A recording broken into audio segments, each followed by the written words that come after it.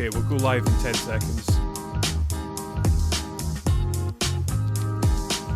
3, 2, 1.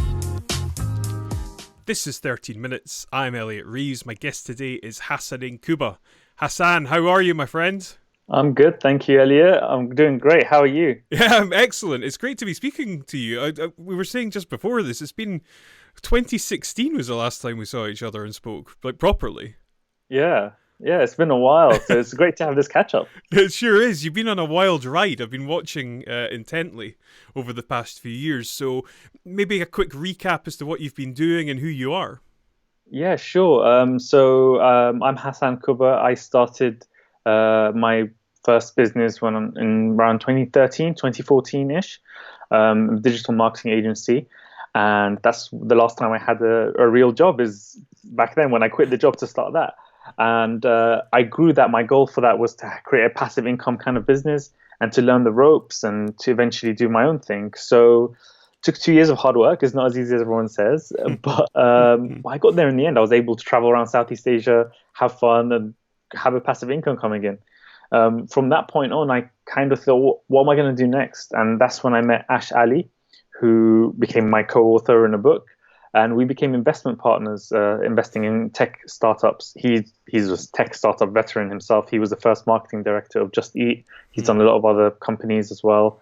We started working on this concept that we started to have insights on called The Unfair Advantage. We were just going to self-publish it at first, but then we eventually got a publishing deal and came out earlier this year in January. The Unfair Advantage. That's right awesome. There. If you move it along a little bit, if you put it in front of your face, people can actually see it. The there Unfair Advantage. That's awesome. Wicked. Yeah, so it's been a crazy ride. I never thought I'd be a writer. I never thought I'd be good at writing. I never thought I'd do speaking. Yeah. Once at uni, I fainted once in front of my old class because I was so nervous. Good effort. I think I hadn't had breakfast, but yeah. So then I gave a TED talk last year, which has done well. It got rated quite highly on subreddit of TED. So it's been a crazy journey, to be honest with you. That's brilliant, man. No, I'm seriously impressed. I can't remember what the statistic is, but it's like people fear public speaking over death. You know, it's like 75% of people. It's like it's absolutely bizarre. But yeah, I get it. I do get it. So no, I'm super impressed, and congratulations for all your accolades. Thank you. Yeah, it's been quite a journey. So I'm kind of I'm focused more on this now and launched a new series called Success Decoded. I've just launched it like yesterday at time of recording. If people watching live, then they can see it now. And it's about Elon Musk, and it's like a multi-part free email series and podcast. So, nice. It's been a journey. Yeah, people should definitely check that out. Good stuff. So how have you been finding the whole lockdown situation? How have you been managing yourself? So at first it was really difficult. Thinking back to early March, it was like I was one of the ones who, just because of the people I follow on Twitter and Nassim Taleb and some other characters from Silicon Valley world sometimes as well, who talk about exponential growth and the dangers of it. So I was cautious and kind of thinking, okay, this is going to be a big thing before a lot of people were. It was a little bit earlier on the curve just because of that. But it was still hard to contend with. It was still like, okay, I still had like trips booked. It was still like, okay, but are we gonna have to stick to home, or should I just avoid the tube? And it was crazy because not going into the office anymore, and then trying to create a space from home again. And I used to, when I started a business way back when, it was all working from home and from cafes and stuff. So I should have those skills, but I've been used to working from an office lately. But yeah, I think we're in the rhythm of it now. I think it was difficult. Those first few weeks were difficult just to create that new routine and just to stop obsessively checking the news. But I'm way past that stage, and I hope most of us are. And just kind of getting on with it, really. And it's become the new normal, and it's become all right. actually. If you go out, get your walk done, get the fresh air, okay. You're exceptionally well groomed for a lockdown, man. I have to say. Credit to my wife. She gave me a nice haircut like It's a looking good. few days ago. I haven't done my hair nicely. That's my fault. But yeah, no. So Good from yourself, man. cheers. Hair's Yeah, getting a bit long, but doing my best. yeah.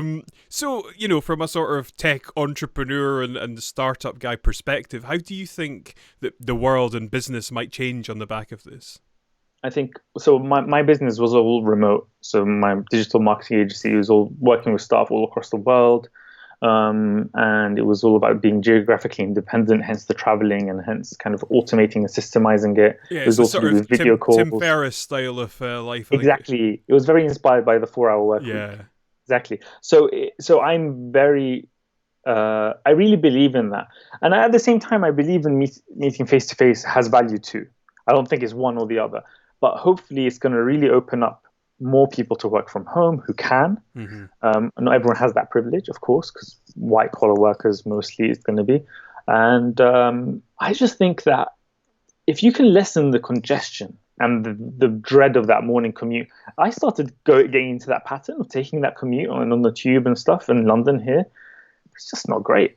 I just don't like it. So I think Hmm. it'll help with air pollution. It'll help with congestion.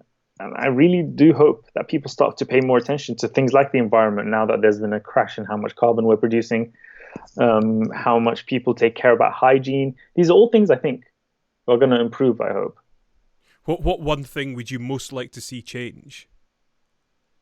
One thing, if I had to, it's always hard to pick just one. I think it's one of the things that made me want to quit my job and start my own business is that morning commute, especially in a congested city here like London. So hopefully that can lessen. Less people have to go through that and have that kind of. It's a dread feeling of like Sunday night. It's like to get into that routine again. So I hope, and I think that affects people's mental states, and I think that has a knock-on effect. And I hope that can go down. Yeah. But yeah, even stuff like air pollution and stuff like that is amazing too. So. Hmm. What are some of your daily habits and routines that give structure to your day that keep you kind of upbeat and positive? Yeah, good question. It was very important to set those habits because again, I've kind of been through this because I had to quit my job and I was working from home. I did have the freedom to kind of work from coffee shops and stuff, which I don't have anymore. So it's a bit more difficult in that sense. But I've been there. And I think it's so important to have a morning routine, to get some exercise, just to walk a bit. To be honest with you, I haven't been perfect myself, but I've been doing like short workouts every day, very short. Just like I've got a pull-up bar, just put a chair under it, just do some pull-ups with the chair helping, so I could do a lot more reps. Yeah, Not strong enough to do a assisted ton of ones. reps, Yeah, yeah, assisted yeah. ones, and at the same time that works out my legs as well a little bit. Hmm. Do some press-ups. That's been great. Walking in nature and just spending that time out, going for walks. That's really, really helped me massively. And trying to stick to bullet journaling, which is what I like to do. So I get a notepad and just every morning and every night try and do that. I've Hmm. not been great at it. Again, not super consistent, but you know what? Don't let the perfect be the enemy of the good. I think doing it every now and again or doing it infrequently is still better than not doing it at all. So Hmm. that's been helping me a lot. I love that quote. Don't let the perfect be the enemy of the good. Yeah, I often fall into that trap. I'm always like, no, I'm failing. I'm failing. I'm not being perfect with my meditation routine and my morning jog. And it's like, okay, just go easy on yourself, kind of thing. Yeah, yeah, yeah. No, I like that. I like that a lot. Good stuff. What advice or insights would you give to somebody that was having a difficult time at the moment and struggling with this? You know, it's funny to just outsource it, but there's a really good video I watched lately from CGP Grey on YouTube. He's the guy who does stick. He's got stick man kind of YouTube videos, but Hmm. it's all about. He's just a really insightful person and really got a lot of wisdom. And he was talking about this metaphor of a spaceship, where each of us are in a spaceship, kind of when we're locked down, and especially if you're living alone. That's even more tough, by the way. So luckily, I'm living with my wife at the moment, so it's not as bad. But living alone can be really difficult, especially not seeing friends, family, except for video calls. So try to keep having that, social distance it's called, but try not to make it, make it a physical distance, not an actual emotional one. That's very, very important. And I think having those routines and rituals and zoning out is one thing that CGP Grey talks about, and it's in Atomic Habits as well, which is one of my favorite books. It talks about how different environments can trigger different moods and different things that you do. So if you're trying to get good work done or productive work done on your couch, you're going to struggle because you associate that with just relaxing after work, watching Netflix, watching TV, whatever it might be. So you should try to create different little zones, like this chair I sit on when I do this. I've ordered an office chair. I've ordered a little desk so that me and my wife can both work from home because we only had one before. So it's just little things like that. Environment matters. So the more you can kind of look after your environment and not kind of, if I was younger and I was single, I know I'd be living in more of a tip. So I think that's something you need to try and avoid. Yeah. Your own mental state. So is that like disrupting your ordinary habits then?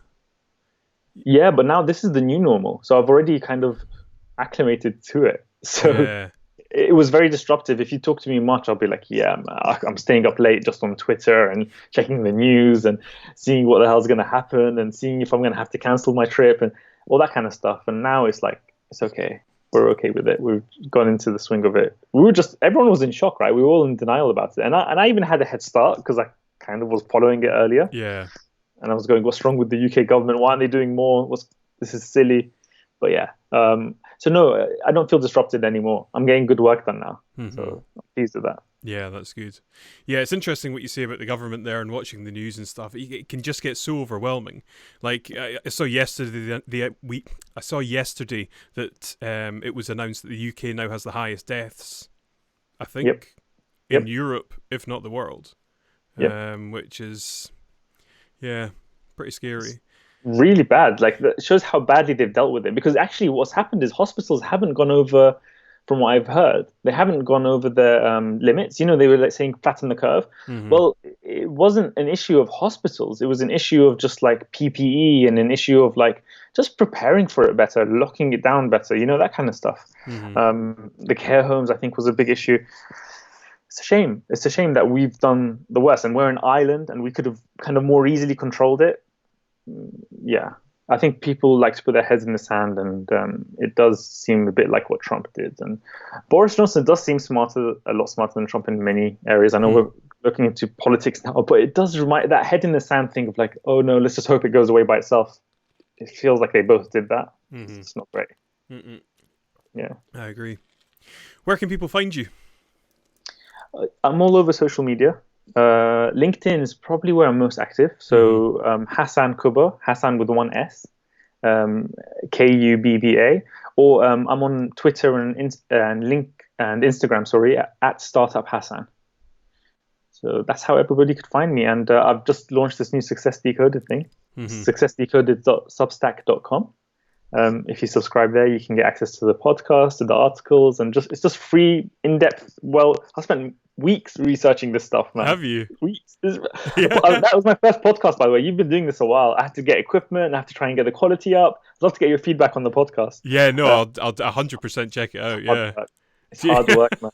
It's hard work. If you want to create something quality, it's hard work. Yes, yeah. No, it takes time. It takes time, and it's all part of the learning journey. Absolutely. Awesome. It's been a pleasure chatting with you, Hasan. It's been a pleasure chatting with you too. And please look after yourself, and we'll keep in touch. I'll let you know how I get on with your new project. Thank you so much. Yeah, thank you. Let's stay in touch. And it's been a pleasure talking to you. It's been fun. It's been great. Cheers, my man. Take care. Take care. Bye-bye.